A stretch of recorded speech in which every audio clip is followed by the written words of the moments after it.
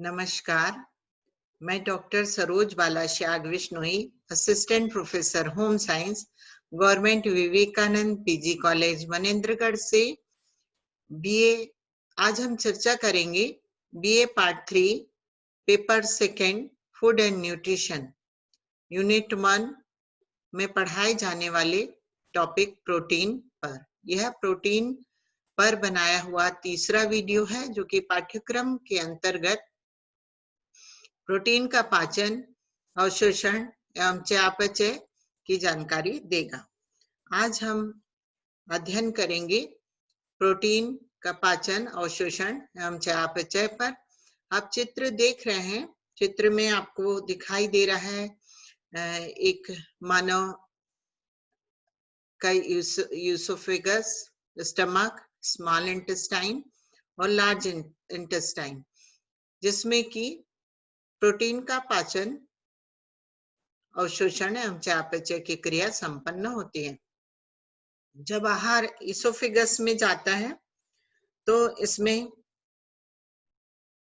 Oesophagus में secretin, पैंक्रीमोजाइमिन, cholecystokinin, ये 3 प्रकार के एंजाइम निकलते हैं और इसके बाद में जब आहार आगे बढ़कर स्टमक में जाता है तो स्टमक में पेप्सिन और HCl स्टमक के सेल्स के माध्यम से प्रोड्यूस किया जाता है। आगे जब भोजन स्मॉल इंटेस्टाइन में जाता है तो स्मॉल इंटेस्टाइन में भोजन जाता है तो इसमें आप देखिए कि सिक्रेटिन, इंटेस्टाइनल सेल्स जो रहते हैं वो प्रोड्यूस करते हैं सिक्रेटिन, कोलेसिस्टोकिनिन, और ये यहाँ से स्मॉल इंटेस्टाइन से जो पैंक्रियाज लगा हुआ रहता है, ये आपको साइड में छोटे चित्र में दिखाई दे रहा है। तो इसमें यहाँ पर पैंक्रियाज में एसिनर सेल्स होते हैं जो प्रोड्यूस करते हैं ट्रिप्सिन, माइक्रोट्रिप्सिन, स्टेस, सोडियम बाइकार्बोनेट, जो कि प्रोटीन के पाचन, अभिशोषण एवं चयापचय की क्रियाओं को संपन्न करते हैं।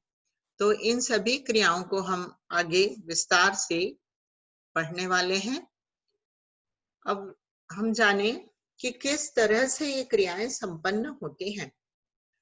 प्रोटीन का पाचन क्रिया के अंतर्गत सभी प्रोटीन अपनी सूक्ष्मतम इकाइयों, जिन्हें अमीनो एसिड कहते हैं, में विभक्त हो जाते हैं।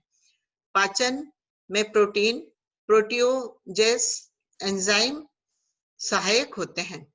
भोजन सर्वप्रथम मुख में आता है। यहाँ लार में उपस्थित टाइलिन नामक एंजाइम की क्रिया केवल कार्बोहाइड्रेट्स पर होती है। लार में प्रोटीन का कोई पाचन नहीं होता है। अपची अवस्था में प्रोटीन आमाशय में पहुंच जाता है। प्रोटीन का पाचन मुख्य रूप से आहार नाल के 3 स्थानों पर होता है: आमाशय, पक्वाशय और शेषांत्र। तो इस तरह से आमाशय में भोजन के पहुंचने पर आमाशय से जठर रस यानी कि गैस्ट्रिक जूस निकलता है, जो भोजन में मिलकर उसका पाचन करता है। जठर रस गैस्ट्रिन नामक हार्मोन के उत्तेजित होने से निकलता है। यहाँ यह जठर रस अम्लीय प्रकृति का होता है। इसमें 90% तक जल और 0.5% HCl यानी कि हाइड्रोक्लोरिक एसिड का कुछ मात्रा में पेप्सिन व रेनिन एंजाइम होते हैं।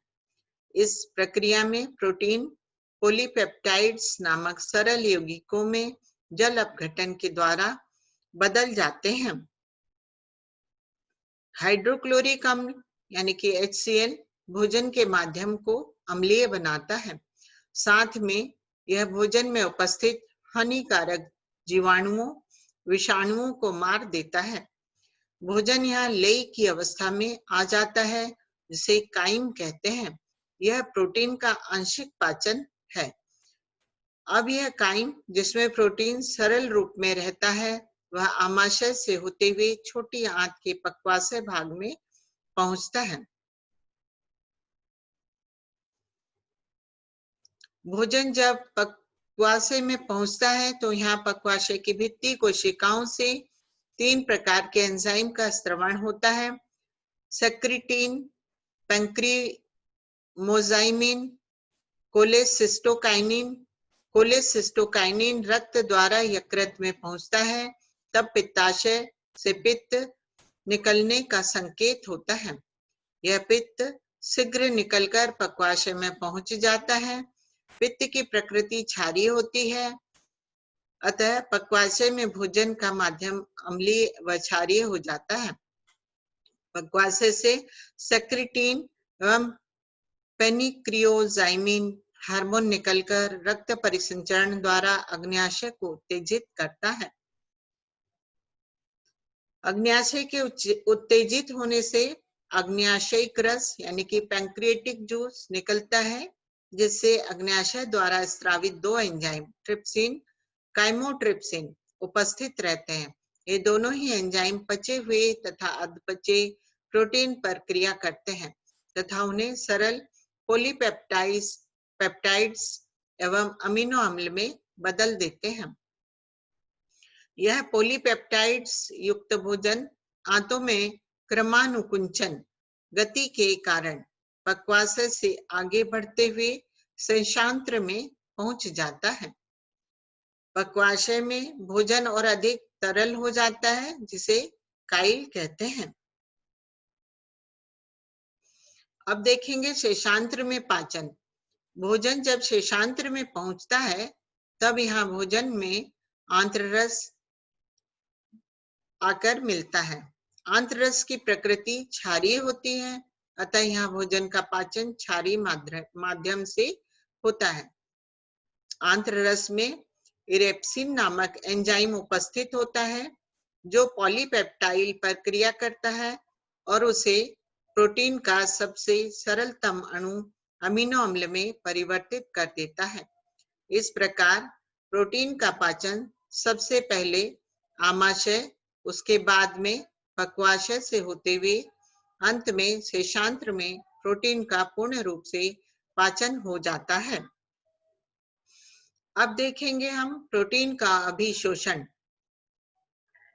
प्रोटीन के पाचन के फलस्वरूप बने एमिनो एसिड का अवशोषण छोटी आंत की दीवारों में होता है। यहाँ से अमीनो अम्ल पोर्टल सिरा द्वारा रक्त में मिल जाते हैं। रक्त प्रवाह से यह यकृत में भी लाए जाते हैं। प्रोटीन के पाचन की प्रक्रिया के फलस्वरूप बने अमीनो अम्ल का अवशोषण आंत्र नली में 2 विधियों से होता है, विसरण द्वारा और सक्रिय परिवहन विधि द्वारा। लगभग 12% अमीनो अम्ल आमाशय में, 60% छोटी आंत में तथा 28% बड़ी आंत द्वारा अवशोषित किया जाता है। आंत्र मार्ग से शोषित अमीनो अम्ल यकृत में लाए जाते हैं, जहां से रक्त परिवहन द्वारा शरीर के विभिन्न कोशों व ऊतकों में पहुंचा दिए जाते हैं।